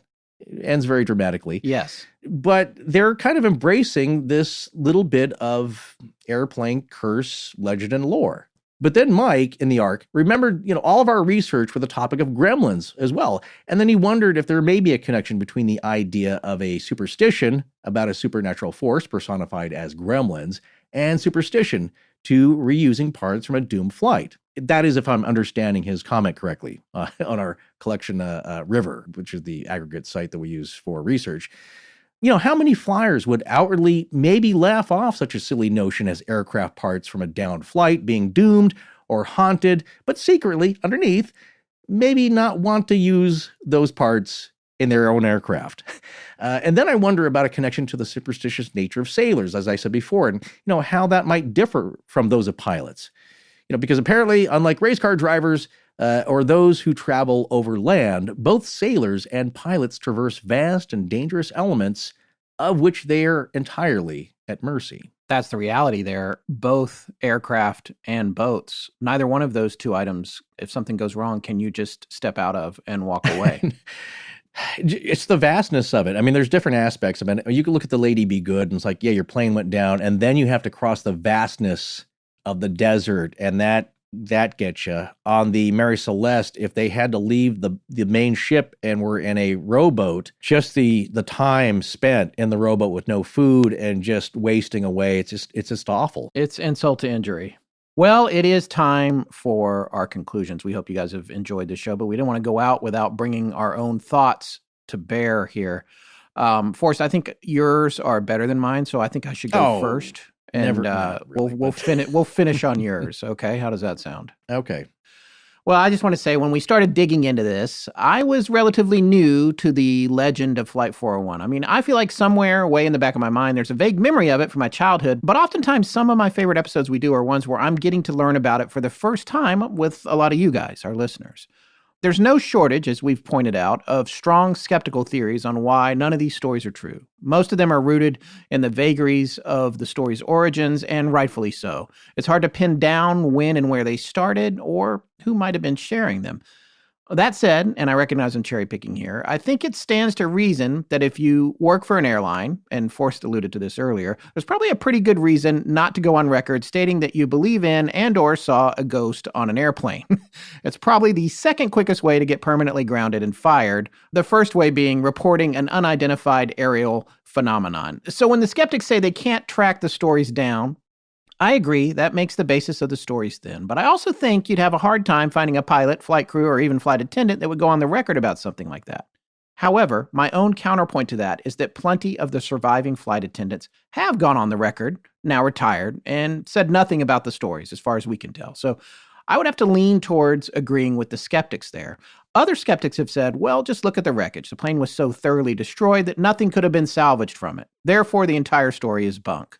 Well, we already pointed out that there has been a confirmed instance of a piece of this aircraft being used on plane 318, where most of the stories come from. And I'm actually stuck on this point more than the other points that come from the debunkers. There's not a ton of pictures of the wreckage of Flight 401, but there's a few, and in one of them, you can very plainly see a fully intact serving cart in the picture. I mean, it looks completely fine. If anything, the biggest question would be, how is it seemingly defying gravity by sitting at a severe incline? But I imagine the answer to that is that it's locked down onto one of those latches in the floor they use to keep them from moving around while they're serving sometimes. So that tells me that right there in that picture of the wreckage, we have a potentially reusable non-structural component. This is the exact type of item that was purportedly thought to have brought the ghosts with it onto plane 318 or others. Again, that's a human idea there, attributing these artifacts to ghosts. It's not like a ghost sat down and did an interview and went, yep, that's how it works. So, but I refute the idea that nothing could have been repurposed. Again, we've proven that some things were repurposed. Now, imagine the cost of parts for that aircraft, by the way. It was $20 million back then and also brand new. Didn't even have 1,000 hours on it. That would be $122 million in today's money. And still, none of those parts made it to other planes anyway, right? Well, that's actually not right.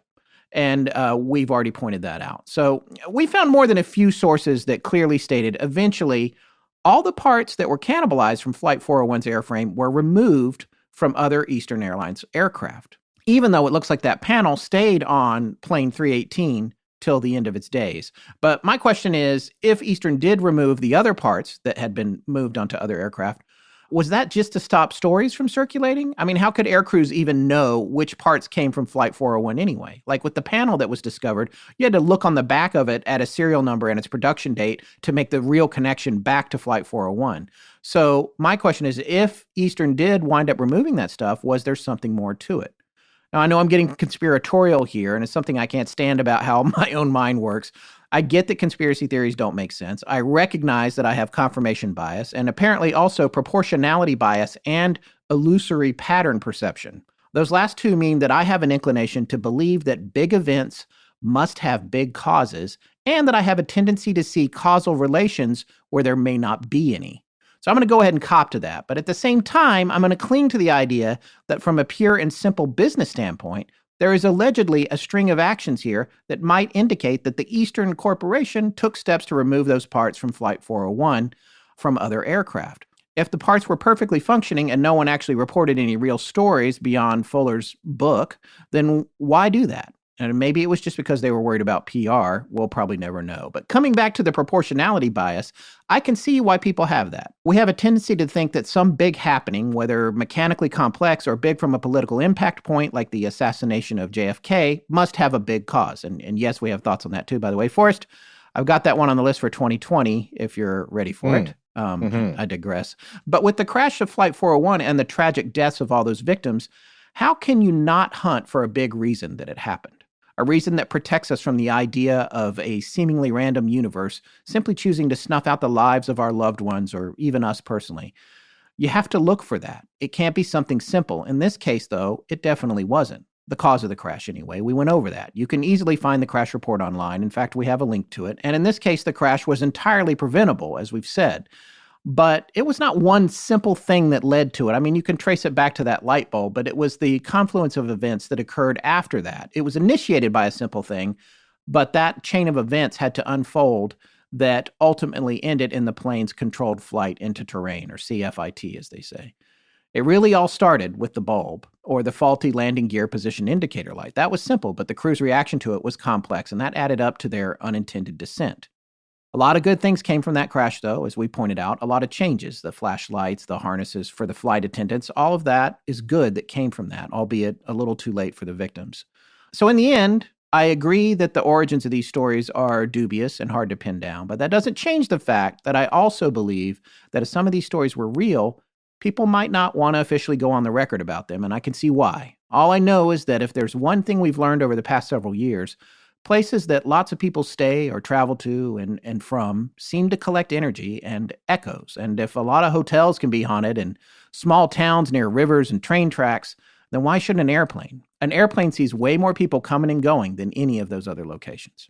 So that wraps up my thoughts on it. Yeah, a lot of interesting points there, and that it just does make you wonder. And considering your own biases to connect things, and that, like you said, it was a chain reaction of events, or actually one small one, not even that big of a chain. We've certainly heard more stories where something small ended up as something big and disastrous. But here, just a little bit of distraction and overall a burnout light bulb, and just human nature in that, and also human perception. And then from that, it turns into more human perception of wanting to believe in ghost stories or something supernatural, or some kind of cause and something that lives beyond, and it turns into something else, whether it was real or not. Well, anyway, thank you so much for your comment, and I guess going last here, I do believe that there could have been sightings or spirits involved with Flight 401. After all, there are tons of paranormal stories connected to air travel and flying.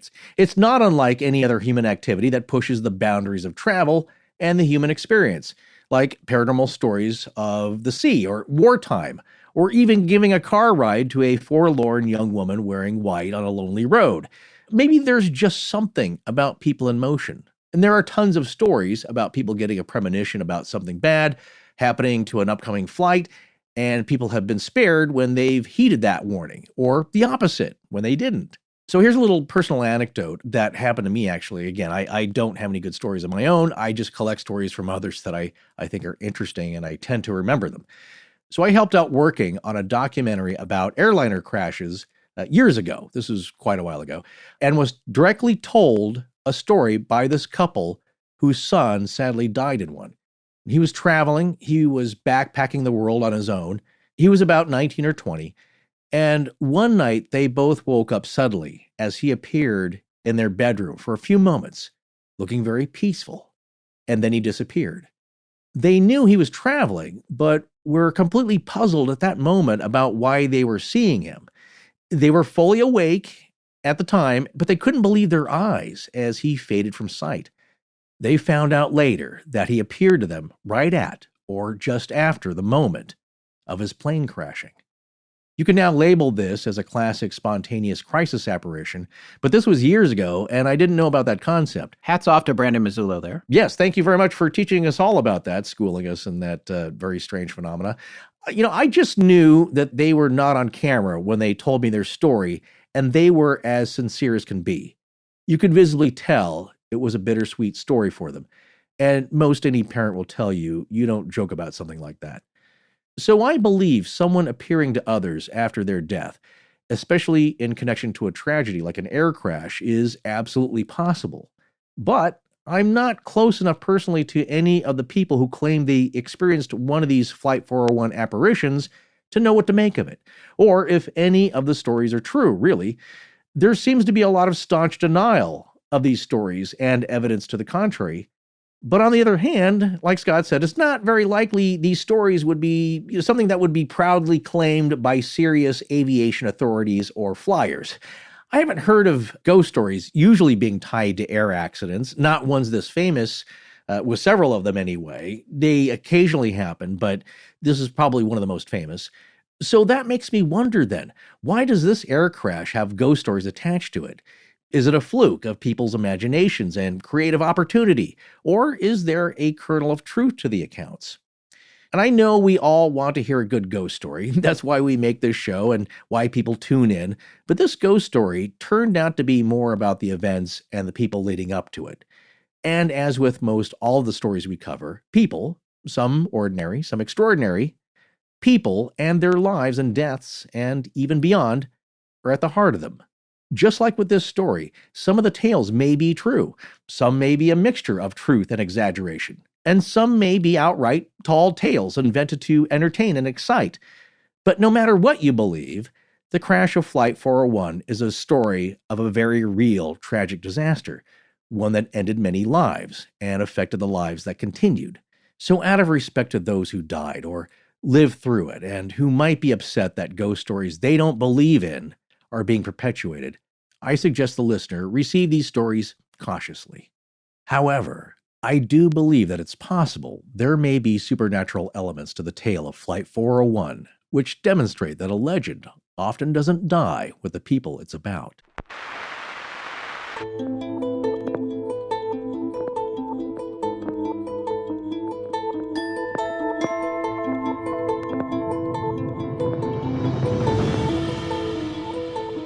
That's going to wrap up tonight's episode on the ghosts of Flight 401. We're dark the next 2 weeks, but we'll be back on December 14th with the first of a 2-part series on the Stanley Hotel. Happy Thanksgiving to those of you in the U.S. Please remember to support our sponsors. They help keep the show free and the lights on in Blanket Fortiana. Special thanks to John Bolin. Hi, I'm Thor MacArthur. Hi, I'm Amber. Hi, my name's Ari. And I give permission to Astonishing Legends. And I give permission to Astonishing Legends to use My voice however they see fit, galaxy-wide in perpetuity. Our show is edited by Sarah Voorhees-Wendell and co-produced by Tess Feifel, who is also our head of research. Our theme, which is available as a ringtone, was composed by Judson Crane, and our sound design and additional composing is by Ryan McCullough. Special thanks to the Astonishing Research Corps. But most importantly, we want to thank you, our listeners. Visit our store at astonishinglegends.com or interact with us and other listeners on Twitter, Facebook, and Instagram. You can also support the show at patreon.com/astonishinglegends, where patrons have access to additional bonus content. No part of this show may be reproduced anywhere without permission. Copyright Astonishing Legends Productions. Good night.